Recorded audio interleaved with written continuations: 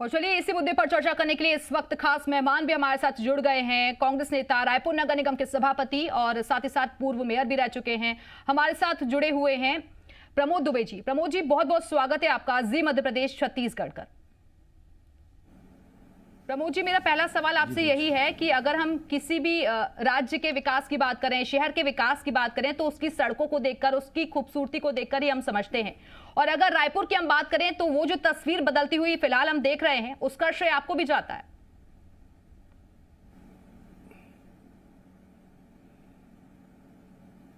हाँ, जनता ने अवसर दिया और 5 वर्षों तक ये खुशी की बात है कि इस शहर को 7 नेशनल अवार्ड मिले।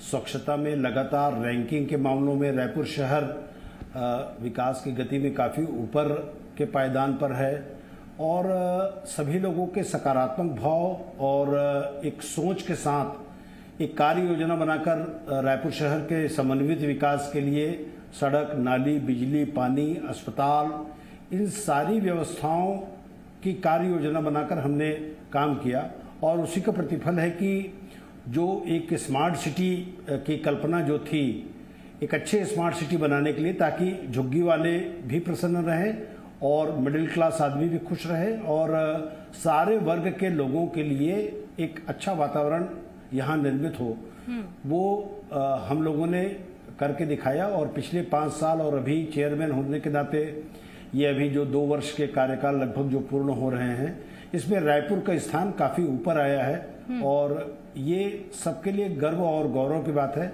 रायपुर शहर की 16 लाख जनता भी इसके लिए बधाई की पात्र है। जी प्रमोद जी, क्योंकि आपने झुग्गियों का भी जिक्र किया और ऐसे में रायपुर शहर की तस्वीर को भी आपने बदला और झुग्गी मुक्त बनाने में 6000 गरीबों के लिए आपने आवास बनाने में भी मदद की है। लेकिन सर, क्योंकि इस वक्त देश बहुत कठिन दौर से गुजर रहा है, तमाम तरीके की चुनौतियां भी सामने हैं, सिस्टम फेल होता हुआ नजर आ रहा है, आखिरकार आपको क्या लगता है कैसे इन परिस्थितियों से हम उभर पाएंगे? देखिए, सबसे बड़ी बात है दिव्या जी, एक कार्य योजना बनाकर काम करना।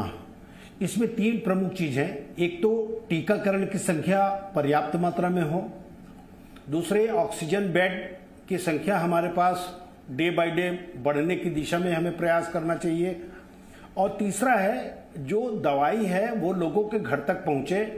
और मुझे खुशी है इस बात की, भूपेश बघेल जी की सरकार लगभग 550 करोड़ से ज्यादा की राशि इसके लिए अभी तक के दे चुकी है। जो बार बार लोग कहते हैं कि शराब के पैसे का क्या हुआ या वो उस पैसे का क्या हुआ, तो मैं आपको एकदम खोलकर बताना चाहता हूं कि 400 करोड़ रुपया आबकारी की जो राशि प्राप्त होती है, उसके अतिरिक्त विभिन्न और मदों के पैसे जो है वो माननीय मुख्यमंत्री जी ने खुले दिल से, खुले हाथ से सभी जिलों को दिया है। और रायपुर चूंकि राजधानी है, इसलिए मुक्त कंठ से चाहे किसी भी चीज की आवश्यकता मरीजों को हो, बिस्तर में के लिए हो, ऑक्सीजन के लिए हो, ये सारी पूर्ति जो है वो हो जा रही है।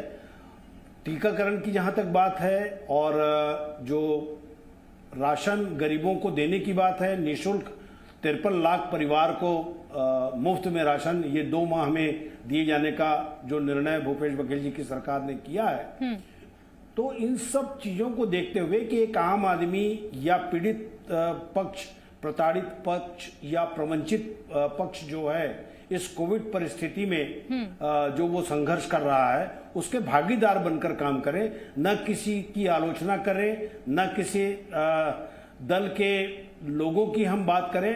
हम सब मिलकर एक चैलेंज जो हमारे सामने है कि हम कैसे इस चीज से मुक्त पाएं और जल्दी से जल्दी हम कैसे उन लोगों को राहत दे पाएं, इस दिशा में हम ठोस कदम उठा रहे हैं। बिल्कुल प्रमोद जी, आपने सही कहा, क्योंकि राजनीति से ऊपर उठकर सभी को साथ आना होगा ये महामारी से जंग अगर जीतना है तो। लेकिन क्योंकि ये बघेल सरकार भी लगातार प्रयास कर रही है, लेकिन क्या ये माने 2020 में जो स्थितियां हमने देखी थी, उसके बाद हमें ये लगा कि एक बार की मतलब पूरा वक्त पूरा बदल चुका है और शायद हम लापरवाह हो गए और उसी का खामियाजा है जिस वक्त अभी जो हम परिस्थितियां देख रहे हैं?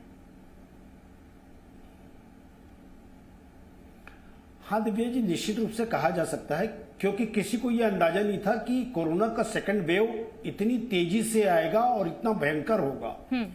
इस विषय में मैं जरूर कहना चाहूंगा कि हमारी जो केंद्र की सरकार है उनसे हम जरूर ये निवेदन कह सकते थे या उस समय केंद्र सरकार की निश्चित रूप से ये जिम्मेदारी थी कि वो अन्य जो देश हैं जहां कोरोना के सेकंड वेव आ चुके थे और किन परिस्थितियों में उन्होंने जूझ करके इस पर जल्दी से विजय पाई, उसका जरूर अध्ययन करना था। और उसको अध्ययन करने के बाद बाकी राज्यों में उस चीज को अगर इम्प्लीमेंट किया जाता तो मुझे ऐसा लगता है कि आज की जो स्थिति है इससे हम बेहतर स्थिति में होते और निपटने में हमको यूनिफाइड सिस्टम में हमको काम करने में सहूलियत हो जाती। अभी मुश्किल इस बात का है कि अलग अलग राज्यों को ये जिम्मेदारी दी गई है। अब अलग अलग राज्यों में यूनिफाइड सिस्टम नहीं हो सकता। अगर हम ऑक्सीजन की बात करें, चूंकि ये डिजास्टर मैनेजमेंट एक्ट लगा हुआ है और डिजास्टर मैनेजमेंट एक्ट का मतलब ये होता है कि पूरे देश में एक तरह के कानून या एक तरह की मदद लोगों को मिलनी चाहिए। तो ठीक है, राज्य सरकार अपनी कर रही है, लेकिन जहां तक जैसे अभी 18 वर्ष से ऊपर के लोगों को वैक्सीनेशन देने की बात हमारे माननीय मुख्यमंत्री जी ने कही है, लेकिन ये भी कहीं ना कहीं दर्द और शोध का विषय होता है कि वही इंजेक्शन अगर 150 रुपए में कहीं केंद्र की सरकार लेती है और वही 400 रुपए में और 600 रुपए में इंजेक्शन अगर छत्तीसगढ़ के लोगों को मिलता है तो कहीं ना कहीं ये बात लोगों के मन में घर करती है कि ऐसे कैसे होता है, एक देश, एक कानून, एक नियम, एक संविधान, फिर एक जगह 150 में इंजेक्शन, एक जगह 400 में, तो फिर वो गैप का पैसा 21,000 करोड़ रुपए क्यों जा रहा है, कहां जा रहा है? क्योंकि ये जनता का पैसा है। इसलिए मुक्त कंठ से मैं आपके माध्यम से केंद्र की सरकार से विनम्रता पूर्वक आग्रह करूंगा कि जिस प्रकार से पोलियो के टीके आज भी मुफ्त में लगाए जाते हैं और बीसीजी के जो इंजेक्शन रहे वो मुफ्त में लगाए गए, तो बड़ा दिल करके सारे लोगों को वैक्सीनेट कर लें तो, और केंद्र सरकार अगर कहीं इस चीजों को करेगी तो निश्चित रूप से राज्य सरकार भी इसमें एक कदम आगे बढ़कर काम करेगी और सारे लोगों को फायदा होगा, क्योंकि ये देश जो है वो 65% युवाओं का देश है। सर, क्योंकि आपने वैक्सीनेशन की भी बात करी है, उनके क्रॉस क्वेश्चन मेरा इसमें ये है, क्योंकि सर सरकार शायद ये भी अब प्लान कर रही है कि राशन कार्ड को आधार बनाया जाए।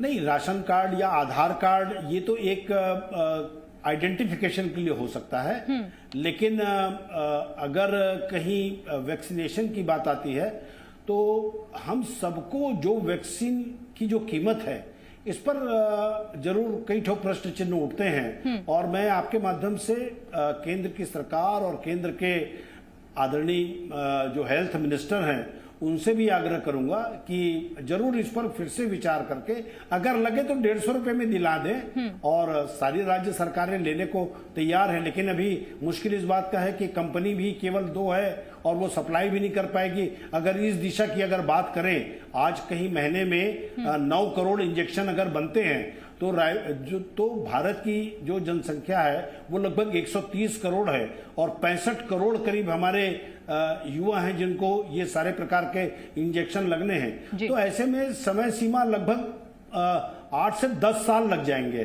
तो वैक्सीनेशन की दिशा में अन्य कंपनियों को भी इसके लिए आगे लाना चाहिए सरकार को मदद करके, ताकि 10-20 कंपनी इस काम को कर ले तो मैं समझता हूं कि ज्यादा अच्छा रहेगा। बिल्कुल सर, देखिए और जो ये दूसरी वेव है ये सबसे ज्यादा अटैक खासतौर पर बच्चों और युवाओं पर ही कर रही है, इसलिए सरकार की भी कोशिश है कि ज्यादा से ज्यादा लोगों को वैक्सीनेट किया जा सके। लेकिन क्योंकि आप नगर निगम के सभापति हैं और सर इस वक्त जो महामारी हम देख रहे हैं ऐसे में हाइजीन का ध्यान रखना, प्रॉपर सैनिटाइजेशन हर जगह होना, ये भी एक अहम चुनौती हो जाती है। तो उसके लिए आपके क्या कुछ प्लान है आगे के लिए? देखिए, हम लोगों ने दिव्या जी 70 वार्ड में सबसे पहला काम हमारा जो है वो लोगों को आइडेंटिफाइड करना कि कितने हमारे यहाँ मरीज हैं और टेस्टिंग को हमने अपना सबसे महत्वपूर्ण योगदान दिया और कराया। तो टेस्टिंग होने से लोगों के बारे में हमको पता चल गया। अब आज नगर निगम के माध्यम से उनको वैक्सीनेट कराना, उनके घरों में जो पीड़ित पक्ष है या जिनको पॉजिटिव आया है उनके घर में जाकर के भोजन देना, प्लस उनकी दवाई की व्यवस्था करना, प्लस होम आइसोलेशन के लिए किसी प्रकार की कोई तकलीफें ना हो, और उनके घर को सैनिटाइज और उनके एरिया को सैनिटाइज कराने में हम बहुत कारगर सिद्ध हुए हैं। और हमने अपने नगर निगम की ओर से एक बड़ा कोविड सेंटर बनाया है हमारे इंडोर स्टेडियम को, जिसको मैंने लगभग 13 करोड़ में उस स्टेडियम को हमने बनाया था। और आज मुझे इस बात की खुशी है कि लगभग 300 बिस्तर के अस्पताल हम नगर निगम की ओर से वहां लोगों की सेवा कर रहे हैं और मदद कर रहे हैं। तो इस प्रकार से हमने डिसेंट्रलाइज करके वार्डों तक के इन चीजों को किया है। इसलिए आज एंटीजन टेस्ट हो चाहे आरटीपीसीआर टेस्ट हो, हमने टेस्टिंग को सबसे बड़ा पैमाना माना, वही हमारा एक बड़ा मूल आधार रहा काम करने का। तो पूरी कार्य योजना बनाकर हमने काम की।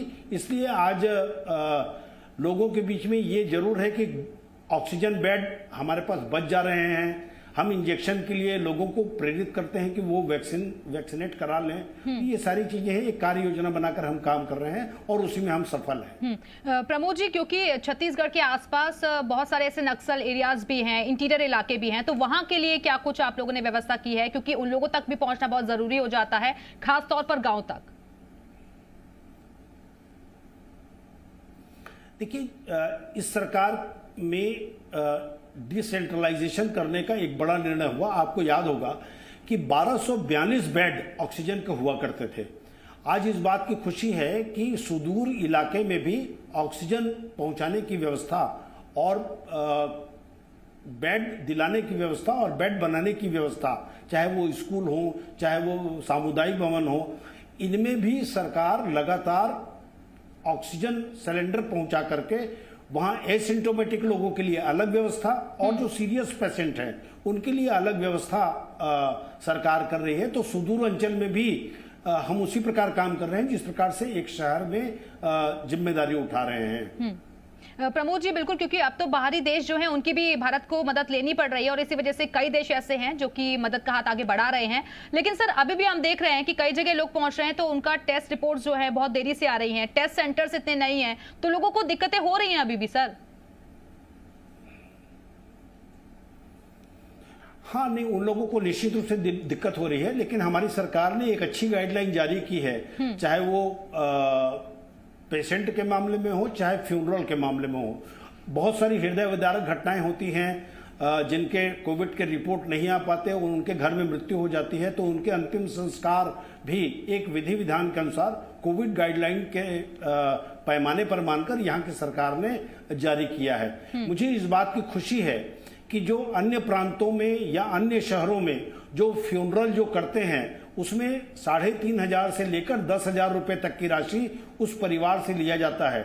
लेकिन रायपुर एक ऐसा शहर है छत्तीसगढ़ में जहां माननीय मुख्यमंत्री भूपेश बघेल जी के निर्देश पर एक भी राशि जो जिनके परिवार में जिनकी मृत्यु होती है उनसे नहीं ली जाती, बल्कि नगर निगम की ओर से उनके लिए सारी व्यवस्थाएं, कंडे से लेकर लकड़ी से लेकर राल और घी तक की व्यवस्था हमारे नगर निगम के माध्यम से की जाती है। ये कोई उपकार नहीं है, ये एक कर्तव्य के रूप में किया जा रहा है। जहां एक और दूसरे प्रांतों में 10,000 रुपया उस परिवार से लिया जा रहा है, तो कहीं ना कहीं ये एक दिल में छूने वाली बात है। तो मैं इसके लिए माननीय मुख्यमंत्री भूपेश बघेल जी का हृदय से धन्यवाद भी देना चाहूंगा कि ऐसे समय में लोगों को कितने प्रकार की कैसी कैसी राहत हम दे पाए, ये हम बेहतर ढंग से कर रहे हैं। और मुझे ऐसा लगता है कि आने वाला जो समय है वो 2 से 3 मई के बीच में जब इसका पिक समय आने वाला है, तो आपके माध्यम से मैं जो लोगों से जरूर आग्रह करूंगा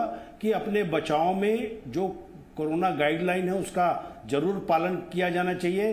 टेस्टिंग जरूर कराएं, वैक्सीनेशन से वो डरे मत। बहुत सारे लोग बहुत प्रकार की अफवाह फैलाते हैं दिव्या जी कि हमने वैक्सीन लगवाया, फर्स्ट डोज हुआ, उसके बाद डेथ हो गई। लेकिन जिस चीज को हमारे यहाँ के वैज्ञानिक लोगों ने बनाया है, जिसकी विश्वसनीयता माननीय मुख्यमंत्री प्रधानमंत्री जी से लेकर आप जैसे लोग तक करते हैं, तो उसके बारे में मैं व्हाट्सएप और फेसबुक के जो चलाने वाले हैं उनसे आग्रह करूंगा कि कम से कम इन चीजों को वो ऐसे अफवाह के रूप में न डालें, क्योंकि ये लोगों की जान माल की सुरक्षा का विषय होता है। इसलिए मैं आज विनम्रता पूर्वक खुलकर आपसे और आपके माध्यम से लोगों से अपील करना चाहता हूं कि रेमडेसिविर इंजेक्शन के पीछे में जब आपके ही चैनल में मैं कल रात को देख रहा था कि देश के नामचीन डॉक्टरों को आप लोगों ने बुलाया था, उसमें उन्होंने कहा था कि रेमडेसिविर इंजेक्शन के पीछे लोग न भागें, इसके अल्टरनेट बहुत सारे हैं। तो ये वो चीजें हैं जिससे अफवाह से और दहशत से लोगों के आज बचाने की आवश्यकता है। बहुत सारे लोगों की मौत इसी प्रकार हो जा रही है दिव्या जी, कि उनको रेमडेसिविर इंजेक्शन नहीं मिल रहा है, तो मन में उसकी ये बात घर कर गई है कि इंजेक्शन के कारण मेरी स्थिति ठीक नहीं है क्या। तो ऐसे समय में लोगों के मॉरल बूस्टअप करने का हम सबका समय है। बिल्कुल सर, और हमारी भी इस प्रोग्राम के जरिए भी यही कोशिश है कि लोग पैनिक ना हो, दहशत में ना आए, सावधानी बरतें और जो गाइडलाइंस जारी की गई है उनका सख्ती के साथ पालन करें। और सर, अगर आपके द्वारा किए गए जो विकास कार्य हैं उनको मैं गिनवाऊं तो यहाँ पर बहुत सारे हो जाते हैं। वो अंतर्राज्य बस स्टैंड आपने बनवाया, Jawahar market, multi level parking, ITMS, open gym, Teli Bandha marine drive, ऐसे सर बहुत सारे काम हैं जो कि आपके ही कार्यकाल में ये सब पूरे हुए हैं और लगातार इसको लेकर आप काम भी कर रहे हैं। लेकिन सर, आगे के लिए रोड मैप अब किस तरीके से रहने वाला है, क्योंकि चुनौतियां अभी भी बहुत सारी हैं? देखिए, एक शहर के समुचित विकास के साथ साथ अब एक हमारे लिए एक नई गाइडलाइन कि लोगों के स्वास्थ्य के प्रति हम चिंता करके और जागरूक होकर अपने शहर के लोगों के लिए अच्छे अस्पताल का निर्माण करें, अच्छे शिक्षा के केंद्र बनाएं। जिस प्रकार से हमने 24/7 लाइब्रेरी बनाई है, जिसमें लगभग 3,500 स्टूडेंट्स प्रतिदिन पढ़ाई करते हैं और मात्र 300 रुपये में IAS और IPS बच्चे बन रहे हैं। तो विभिन्न प्रकार की कार्य योजना हम लोग बनाकर काम कर रहे हैं और मुक्त कंठ से भूपेश बघेल जी की सरकार और हमारे माननीय मुख्यमंत्री जी इस दिशा में, चाहे वो युवाओं के लिए कार्य योजना की बात हो, चाहे महिलाओं के लिए हो, चाहे महिला उद्यान बनाने की बात हो, चाहे आज के वातावरण में दिव्या जी सबसे आवश्यक है कि हम अपने शहर को प्रदूषण मुक्त शहर रखें। इसके लिए जिस प्रकार से हमने 2 बड़े बड़े ऑक्सीजन बनाए, 19 एकड़ में 1 ऑक्सीजन बनाए, तो आपके माध्यम से भी मैं लोगों से अपील करूंगा कि आज ऑक्सीजन की कितनी आवश्यकता है। जब हम और आप कहते थे कि पेड़ लगाइए पेड़ लगाइए, तो लोग इस बात को उतनी गंभीरता से नहीं लेते थे। आज देखिए कि क्या हालत है कि आज हम ऑक्सीजन को खरीदने की स्थिति में हैं। जिस प्रकार से पहले पानी नहीं बिकता था, अब पानी बिकने लगा है। तो मैं आपके माध्यम से लोगों से जरूर अपील और आग्रह करूंगा कि अपने शहर में, अपने घर के आसपास जरूर पेड़ लगाएं, एक वातावरण को स्वच्छ रखने के लिए, क्योंकि हमारी आने वाली पीढ़ी इसी से ऑक्सीजन प्राप्त करेगी, सिलेंडर से न प्राप्त करे। ये हम सबकी और हमारे माननीय मुख्यमंत्री भूपेश बघेल जी की मंशा है, उसी के अनुरूप हम कार्य योजना बनाकर काम कर रहे हैं। प्रमोद जी, क्योंकि कहते हैं कि कोई भी काम तब सफल हो पाता है जब उसमें जन भागीदारी भी रहे, जनता का भी सपोर्ट रहे। तो क्या आपको लगता है पूरा सपोर्ट इस वक्त रायपुर की जनता का मिल रहा है?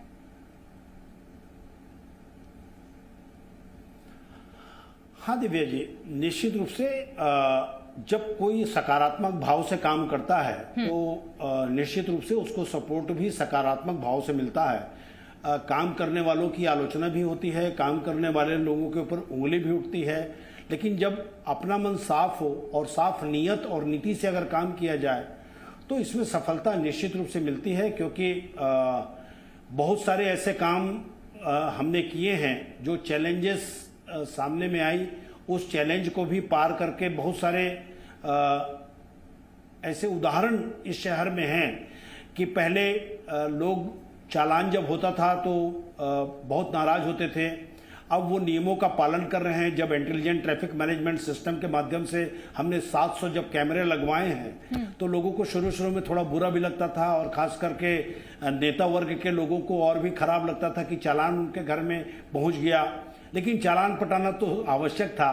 तो बहुत सारी ऐसी चीजें होती हैं, उसमें चैलेंजेस भी होते हैं, लेकिन वो अच्छे के लिए होता है। आज रायपुर इन कैमरों के माध्यम से सुरक्षित शहरों की श्रेणी में है। तो ऐसे बहुत सारी चीजें होती हैं। हमने शुद्ध पानी देने का वादा किया है ताकि बॉटल का पानी लोग न पिए, इसके लिए आधुनिक फिल्टर प्लांट हम बना रहे हैं जो 400 करोड़ की लागत से है। हमारी नदी स्वच्छ और सुरक्षित रहे, खारून बचाने के लिए जो हमारे नालों के पानी वहां से जाते थे उसमें 265 करोड़ की लागत से हम सीवरेज ट्रीटमेंट प्लांट उसमें लगा रहे हैं ताकि जी। नदी में पानी स्वच्छ होकर जाए, तो वापस जब वो फिल्टर प्लांट में आए तो उसको स्वच्छ करने में हमको बहुत ज्यादा पैसे की खर्च ना हो पाए, लेकिन लोगों को शुद्ध पानी मिले। ये हमारा प्रमुख अभियान है। सर, एक आखिरी सवाल छोटा सा कि आप अपील क्या करना चाहेंगे जनता से? मैं यही आज के समय में कहना चाहूंगा कि कोविड-19 जो आज एक बृहद महामारी के रूप में हमारे सामने है, इससे अपने परिवार को निश्चित रूप से बचाएं, पैनिक न हो, और किसी प्रकार की कोई आवश्यकता हो तो नगर निगम रायपुर आपकी सेवा में सदैव तत्पर थी, है और रहेगी।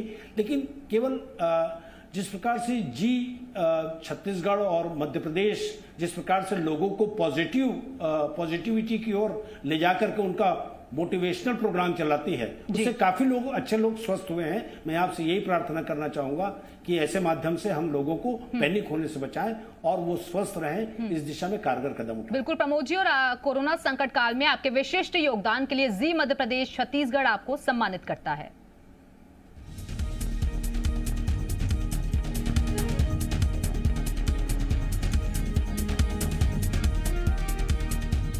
चलिए, बहुत बहुत शुक्रिया आपका प्रमोद दुबे जी हमारे साथ चर्चा में शामिल होने के लिए, और उम्मीद करते हैं कि तस्वीर और ज्यादा बदल जाएगी जिस तरीके से काम किए जा रहे हैं सरकार की तरफ से, और उसमें जनता का भी साथ मिल रहा है। इसी के साथ हमारी खास पेशकश में फिलहाल इतना ही। नमस्कार।